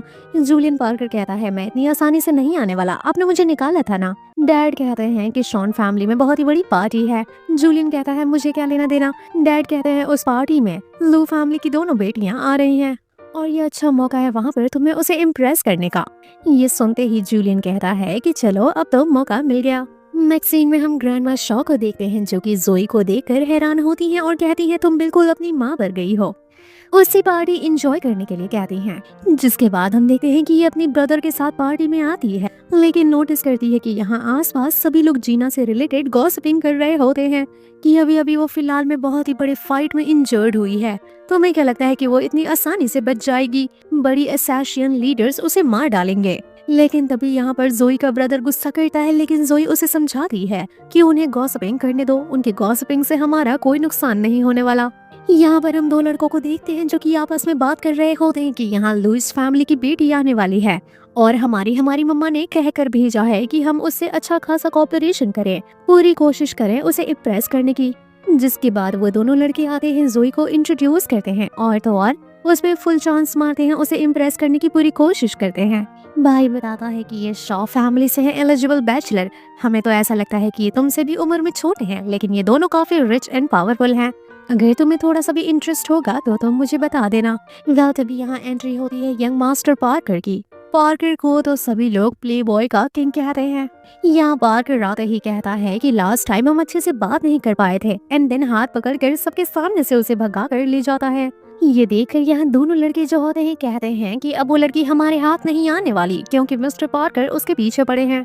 यहाँ जोई कहती है, मिस्टर पार्कर मुझसे थोड़ी दूरी बना कर रखिए, मैन एंड वुमेन को इतना आसपास नहीं होना चाहिए। वेल तभी जोई सवाल करती है कि अभी तुमने अंदर मुझे जी बोला तो तुमने अपना नेम इतना जल्दी निकनेम कैसे दे दिया। पार्कर कहता है कि मुझे अच्छा लगा जीसी बोलना, इसीलिए मैंने बोल दिया। जोई कहती है, लेकिन मैं इस चीज की परमिशन नहीं देती हूँ। पार्कर कहता है, वैसे तो तुम्हें मुझे शुक्रिया कहना चाहिए, अगर मैं तुम्हें यहाँ नहीं लेकर आता तो तुम उन फालतू के लड़कों के बीच फंसी हुई होती। लेकिन जोई कहती है कि मैं तो थैंक यू नहीं बल्कि उल्टा तुम्हारे ऊपर इल्जाम लगाऊंगी कि तुम्हारी वजह से मैं शॉन ब्रदर से बात नहीं कर पाई। वहाँ पर मेरा अच्छा खासा अरेंजमेंट हो जाता और मैं उन लोगों में इंटरेस्टेड भी थी। ये सुनकर पार्कर कहता है कि तुम ऐसे लोगों में इंटरेस्टिंग हो सकती हो, मैंने सोचा नहीं था। यहाँ जोई कहती है वो तो सिर्फ 2 लोग थे, मेरी नजरें तो बहुत सारे लोगों पर हैं, मेरे पास बहुत सारे ऑप्शंस हैं। ये सब सुनकर बेचारी को जलन हो रही होती है और कहता है कि मुझ में ऐसा क्या है जो तुम्हें पसंद नहीं है। जोई कहती है कि तुम्हें ऐसा क्या है जो मुझे पसंद आना चाहिए, चलो एक्ट करके दिखाओ। लेकिन तभी पता नहीं जोई को क्या होता है, वो कहती है क्या पहले भी हम कहीं मिल चुके हैं। पार्कर यहाँ मजाक करते हुए कहता है कि मैं ही तो तुम्हारा डेस्टिन्ड बॉयफ्रेंड हूँ। जोई कहती है ऐसे ही मजाक करते रहो, मैं यहाँ से जा रही हूँ। लेकिन पार्कर उसे रोकता है और कहता है कि देखो तुम सिर्फ मुझसे ही शादी करोगी, वो शॉन फैमिली तो पूरी की पूरी बकवास है। यहाँ जोई कहती है ठीक है तो फिर मुझे कोई एक रीजन ऐसा दो जिससे मैं तुम्हें चूज करूँ। यहाँ एक एक करके मिस्टर पार्कर गिनाना शुरू करते हैं कि मैं हमेशा जेंटलमैन बन के रहूंगा, हमेशा तुम्हारी बात मानूंगा, कभी भी चिल्लाऊंगा नहीं, और सारी प्रॉपर्टी तुम्हारे नाम पर रहेगी, और जो हमारे बच्चे होंगे तुम्हारा ही सरनेम लेंगे। और तो और सबसे स्पेशल रीजन ये है कि रात भर मुझे नींद नहीं आती, तो रात भर मैं तुम्हारे साथ। ऐसा बोलते बोलते वो चुप हो जाता है। अभी यहाँ पर असिस्टेंट आता है और पार्कर को खींचता हुआ ले जाता है कुछ दिखाने के लिए। ये सब देखकर जोई बहुत ही ज्यादा हंसती है। जब हम अंदर आकर देखते हैं तो पता चलता है कि यहाँ तो 2 लड़कियाँ फाइट कर रही होती हैं, ये कहते हुए कि मैं जूलियन पार्कर से शादी करूंगी, नहीं मैं शादी करूंगी। ये देखकर जूलियन पार्कर को काफी एम्बैरेस फील होता है। वो आते ही कहता है कि मैं तो तुम दोनों को जानता तक नहीं हूँ, कहीं ऐसा तो नहीं कि शॉ फैमिली ने एक्टर्स को हायर करा हुआ है मेरा नाम बर्बाद करने के लिए। यहाँ आए हुए लोग सवाल करते हैं कि जूलियन औरतों से इतनी बदतमीजी से कभी बात नहीं करता, वो इस तरह से कैसे बात कर सकता है। कुछ लोग यहाँ ताना मारते हुए कहते हैं क्योंकि ये जोई में इंटरेस्टेड है और आज वो यहाँ आई हुई है तो जरूर ये नाटक कर रहा है। तभी शॉ फैमिली के दोनों लड़के जाते हैं जोई के पास और कहते हैं आपने देखा ना जूलियन पार्कर कितना बदतमीज है, उसके पीछे 2 लड़कियां लड़ रही हैं और वो आकर उनके साथ ही बदतमीजी कर रहा है, वो बिल्कुल भी हस्बैंड मटेरियल नहीं है। तभी यहाँ पर हम देखते हैं कि जूलियन उन्हें धमकी देता है क्या तुम दोनों मेरे हाथों से मार खाना चाहते हो। ये लोग सवाल करते हैं क्या क्या तुम जोई के लिए हमें मारोगे।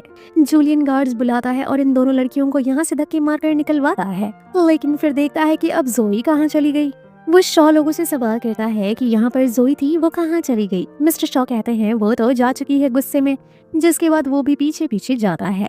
शॉ ब्रदर्स आपस में बात कर रहे होते हैं कि जूलियन जैसा प्लेबॉय देखो किस तरह से पागल हो रहा है जोई के पीछे, पक्का जोई मैडम का जादू इसके ऊपर चल चुका है। जिसके बाद हम जोई को देखते हैं जो कि ग्रैंडमा शॉ से मिलने के लिए आती है और जोई सवाल करती है कि ग्रैंडमा शॉ आप यहाँ अकेले क्यों बैठी हैं।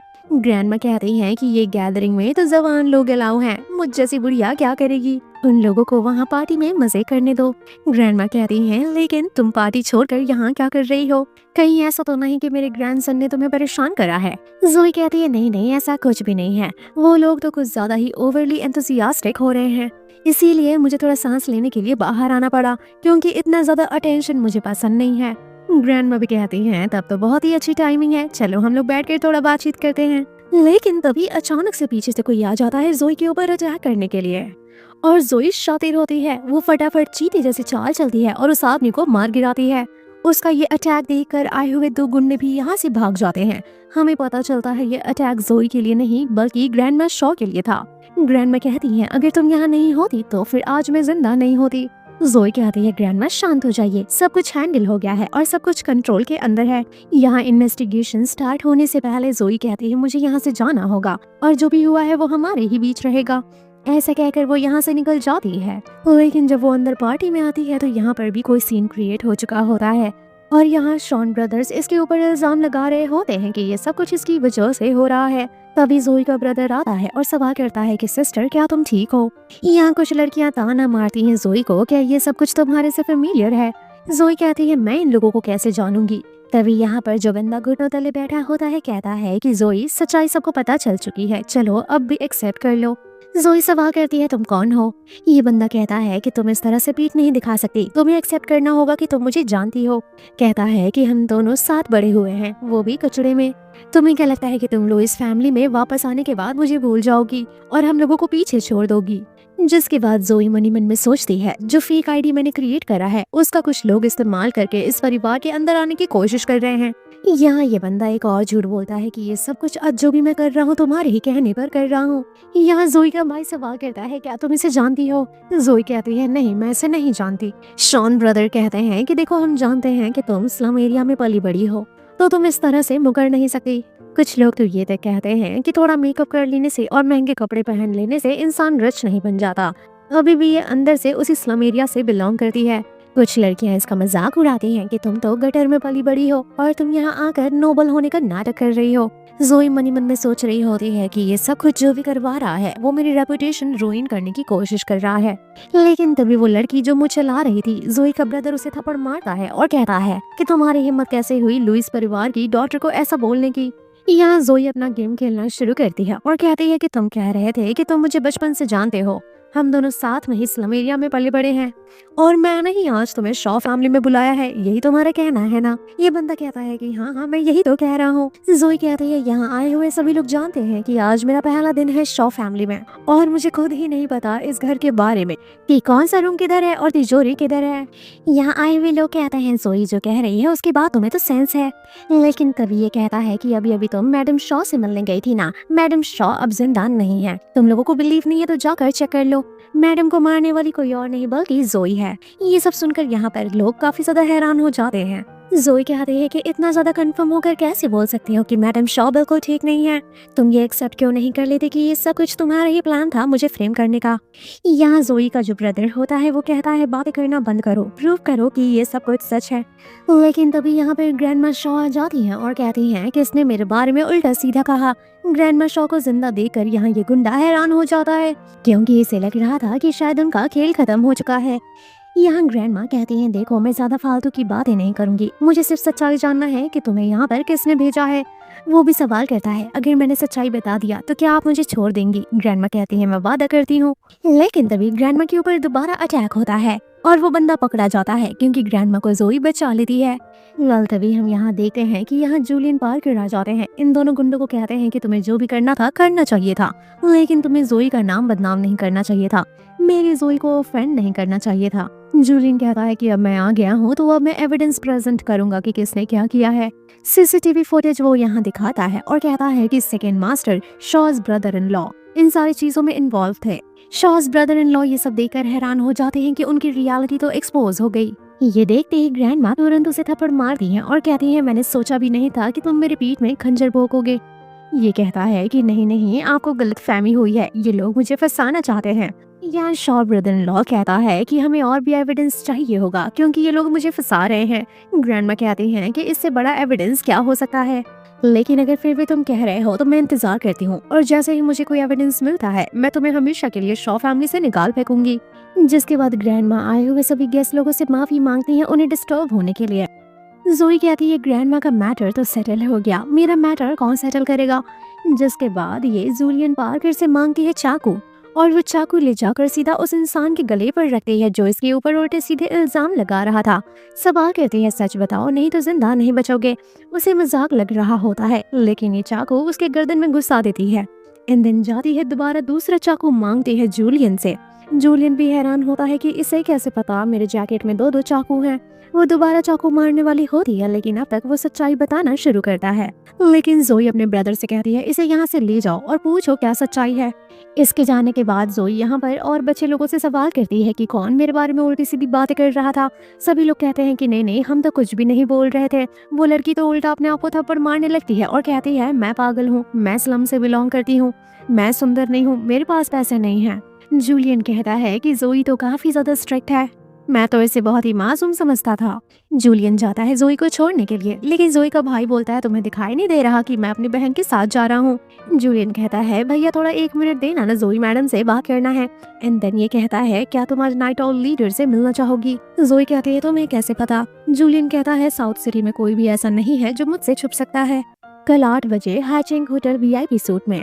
ऐसा कहकर वो यहाँ से निकल जाता है। दूसरी तरफ हम फिर से ब्रायन अंकल और तो और एल्डर बेनेट को देखते हैं। इनके कन्वर्सेशन से हमें पता चलता है कि आज का प्लान इनका अनसक्सेस हुआ, यानी कि आज भी जो कांड हुआ है उसके पीछे यही दोनों थे। नेक्स्ट सीन में हम देखते हैं कि जोई की माँ सवाल करती हैं कि शॉन ब्रदर में से तुम्हें कौन अच्छा लगा। जोई कहती है कि अभी मुझे कोई पसंद नहीं आया है। वेल ये अपने सिस्टर के कमरे में आती है और सिस्टर काफी परेशान होती है। यहाँ ये दोनों सिस्टर डिस्कस कर रही होती हैं कि उन प्रॉब्लम की वजह से हमारी फैमिली बहुत ही ज्यादा परेशान हो रही है। जोई कहती है क्या हमें अपने फैमिली को सच्चाई बता देना चाहिए, जिसके बाद हम उनकी हेल्प कर सकेंगे। जीना सिस्टर कहती है नहीं नहीं, हम उनकी हेल्प करेंगे लेकिन उन्हें बिना बताए। यहाँ जो जोई सिस्टर होती है अपनी सिस्टर को एंजॉय और फन करने के लिए 1 बिलियन का कार्ड देती है, जो कि आज तक कभी उसके पेरेंट्स ने नहीं दिया, और ये देखकर जीना को काफी अच्छा लगता है। दूसरी तरफ अंकल ब्रायन जो कि अपने प्लान बी पर काम करना शुरू कर देते हैं और ये लू फैमिली के ही पीछे बार बार पड़ रहे हैं। दूसरी तरफ हम देखते हैं जोई 8 बजे आ जाती है वीआईपी होटल में। जोई जब अंदर आती है उससे मिलने के लिए तो यहाँ मास्क मैन को देखती है और अचानक से उसका मास्क हटा देती है। कहती है कि मैं जानती थी कि ये तुम ही हो। कॉलर पकड़ के कहती है कि इतने दिन से तो मुझे बेवकूफ बना रहे थे, मेरा फॉलो कर रहे थे, और तो और उसे थप्पड़ तक मार देती है। वेल तभी हम देखते हैं कि जोई घर पर होती है। असिस्टेंट कॉल करके कहता है कि बॉस हमें कुछ स्ट्रेंज चीजें पता चली हैं। हमें पार्कर जूलियन के बारे में पता चला है कि उसके बहुत ही बड़े बड़े कनेक्शंस हैं, और तो और अंडरवर्ल्ड के लोग भी उसकी काफी इज्जत करते हैं। वो जिस हिसाब से इनोसेंट और बेवकूफ होने की नाटक करता है वो बिल्कुल भी वैसा नहीं है। जोई भी सोचने लग जाती है कि कहीं ये भी माफिया तो नहीं, लेकिन उसका शक्ल देखकर ऐसा बिल्कुल भी नहीं लगता। जोई ऑर्डर देती है कि चीजें और अच्छे से पता लगाओ और मुझे कंफर्म करके बताओ कि ये वही है या फिर कोई और है। नेक्स्ट सीन में हम देखते हैं जोई मिलती है जूलियन पार्कर से। जूलियन कहता है कि मुझे माफ करना, मैंने गलती कर दी तुम्हारी हाथ पकड़कर। जोई कहती है कि तुम मुझे यहाँ पकड़कर लाए हो तो चलो बताओ क्या कहना चाहते हो। जिसके बाद ये कहता है कि देखो मैं काफी ज्यादा सीरियस हूँ, मैं बहुत ही ज्यादा सीरियस हूँ, मैं ये कहना चाहता हूँ कि प्लीज ये एंगेजमेंट मत तोड़ो। ये रीजन पूछती है लेकिन यहाँ पर ये कहता है कि मैं अभी रीजन नहीं दे सकता, मुझे कुछ महीने दो जिसके बाद मैं प्रूव कर दूंगा और हमेशा मैं तुम्हारे लिए स्टैंड लूंगा। जोई कहती है तुम्हें किसी चीज के लिए स्टैंड लेने की जरूरत नहीं है, मैं कुछ गुनाह थोड़ी ना कर रही हूँ, मैं एक बहुत ही अच्छी लड़की हूँ। जोई बातों ही बातों में कह देती है कि चलो मैं तुम्हारा इंतजार करूंगी, मैंने दिया तुम्हें 1 महीना। ये सुनते ही ब्रायन तो काफी ज्यादा एक्साइटेड होने लग जाता है। जूलियन कहता है अगर तुम मुझे अलाउ करोगी तो मैं जिंदगी भर तुम्हारा नौकर भी बनकर रहने के लिए तैयार हूँ। वेल नेक्स्ट सीन में हम देखते हैं कि जूलियन के डैड पूछ रहे होते हैं कि तुम दोनों के बीच में क्या चल रहा है, तुम लोग आगे भी बढ़ोगे या फिर सिर्फ ऐसा ही इंटरटेन ही करते रह जाओगे। लेकिन यहाँ जूलियन कुछ नहीं बताता। डैड काफी इमोशनल होकर कहते हैं इतने साल से मैं तुम्हारा पिता हूँ, मैं तुम्हारा पिता हूँ, तुमने आज तक कभी भी अच्छे से मुझसे बात नहीं किया। जूलियन कहता है अगर आपको मेरी कहानी सुननी है तो चलिए 5 मिलियन निकालिए, 5 मिलियन दीजिए तो फिर मैं अपने साइड की स्टोरी सुनाऊंगा। डैड तुरंत इसके बैंक में 5 मिलियन ट्रांसफर करके कहते हैं कि चलो अब सुनाओ कि क्या सच्चाई है। लेकिन ये तो यहाँ मजाक कर रहा होता है। डैड काफी ज्यादा गुस्सा हो जाते हैं और कहते हैं कि लू फैमिली से मैं एंगेजमेंट कैंसिल करवा दूंगा। लेकिन तभी यहाँ पर ये कहता है कि आपको याद है जब मैं 12 साल का था। डैड कहते हैं हाँ हाँ मुझे याद है, तुम किसी के साथ खेल रहे थे और तुमने किसी की कब्र खोद दी थी। लेकिन फिर जूलियन कहता है आपको तो वही बात हमेशा याद रहेगी। डैड कहते हैं टॉपिक बदलना छोड़ो, बताओ तुम क्या बता रहे थे। जूलियन कहता है याद होगा आपको कि मैं बहुत ही ज्यादा जिद्दी था और घर से 3 दिन के लिए भाग गया था। लेकिन आज मैं आपको सच्चाई बताना चाहता हूँ कि उस दिन मैं घर से नहीं भागा था बल्कि मुझे किडनैप कर लिया गया था। ये सुनते ही डैड को काफी गुस्सा आता है। वो सवाल करते हैं कि किसने तुम्हें किडनैप किया। जूलियन कहता है शांत हो जाइए, इतना ज्यादा ओवर रिएक्ट करने की कोई जरूरत नहीं है, ये सिर्फ एक पास्ट है। जिसके बाद ये कहानी बताना कंटिन्यू करता है और कहता है कि ग्रैंडपा की मौत याद है आपको। ये ग्रैंडपा की बात बताना शुरू करता है कि जब मैं किडनैप हो गया था तो जब मेरे सेवियर ने मुझे बचा लिया था उसके बाद मैंने इन्वेस्टिगेशन करना शुरू करा। मुझे पता चला कि ग्रैंडपा ही मेरे मॉम को हमेशा से पॉइजन देते आए थे ताकि वो मेरे मॉम को मार सके। जूलियन ये भी कहता है चिंता मत करिए, मेरे पास हर एक चीज का सबूत है। वेल नेक्स्ट सीन में हम देखते हैं कि जोई अपनी अंकल के साथ होती है और अंकल का कहना होता है कि वो अपने क्रू के साथ उसे आज मिलाने वाले हैं। वेल तभी यहाँ पर ढेर सारे क्रू आते हैं। वो लोग सवाल करते हैं ये यंग लेडी कौन है, तो ये अंकल कहते हैं कि ये आपकी नीश है। यहाँ पर अंकल अपनी जोई को समझाते हैं कि कौन कौन सी कंपनी का शेयर होल्डर है। यहाँ अंकल्स का कहना होता है कि तुम्हें ये सारी बातें काफी ज्यादा बोरिंग लग रही होंगी। एक अंकल तो ये भी कहते हैं, एक अंकल यानी कि ब्रायन के अंकल कहते हैं कि मेरा बेटा बाहर ही है, तुम जाकर उससे बातचीत कर सकती हो, हमारे बिजनेस मीटिंग में तुम्हें बोरिंग फील होगा। यहाँ आए हुए अंकल कहते हैं कि जूलियन के डैड तो ये सब कुछ पर्पसफुली कर रहे हैं ताकि वो अपनी बेटी की शादी जो से कर सके। लेकिन जूलियन के अंकल कहते हैं कि अरे मैं तो सिर्फ ऐसे ही कह रहा था, बेचारी हमारे बीच बोर हो रही होगी। जब ये बाहर आती है तो जो को असिस्टेंट का कॉल आता है। असिस्टेंट का कहना होता है कि मैडम आप थोड़ा अलर्ट रहिएगा क्योंकि इधर बीच आपके ऊपर बहुत सारे अटैक होने के चांसेस हैं। फोन करता नहीं है कि यहाँ बेचारी जो मुसीबत में फंस जाती है। लेकिन जैसा कि हम जो को जानते हैं कि वो बहुत ही अच्छी फाइटिंग करना जानती है और वो सभी को यहाँ धूल ही चटा देती है। इन सभी को जमीन पर पड़ा हुआ देखकर जूलियन के डैड यहाँ आकर हैरान हो जाते हैं। नेक्स्ट सीन में हम देखते हैं कि जोई मस्त बाइक चलाकर आती है एक छोटे से टाउन में। इसके इन्वेस्टिगेशन के हिसाब से यहाँ पर जरूर कुछ गड़बड़ है और वो गुंडे यहीं आकर छुपे हुए हैं, यानी कि अंकल ब्रायन और एल्डर बेनेट। लेकिन यहाँ पर इन लोगों की चाल होती है। जोई यहाँ बहुत बुरी तरह से फंस जाती है, लेकिन हमेशा की तरह वो स्मार्ट एक्ट करती है और इस सिचुएशन से बच जाती है। इन लोगों को भी पनिशमेंट दिलवाती है। अंकल ब्रायन का हर एक प्लान हमेशा फेल हो जाता है। नेक्स्ट सीन में हम देखते हैं कि फाइनली जूलियन जोई को शादी के लिए प्रपोज करता है, लेकिन वो मना कर देती है क्योंकि उसे जूलियन के ऊपर काफी ज्यादा शक है। वो उससे सवाल करती है कि क्या तुम अंडरवर्ल्ड डॉन हो, तो वो एक्सेप्ट नहीं करता और भी बहुत सारे सवाल करती है कि तो फिर तुम कौन हो। वो कहता है मैं तुम्हारा फियांसे हूँ, मैं तुम्हारा नौकर हूँ। सारी बातें घुमा फिरा कर कहता है वो जोई को, लेकिन वो ये एक्सेप्ट नहीं करता कि वो अंडरवर्ल्ड डॉन है। वो शादी के लिए मना करके यहाँ से जाने ही वाली होती है, लेकिन जूलियन कहता है मेरे पास तुम्हारे लिए एक ऐसा तोहफा है जो तोहफा देखते ही तुम शादी के लिए हाँ कर दोगी।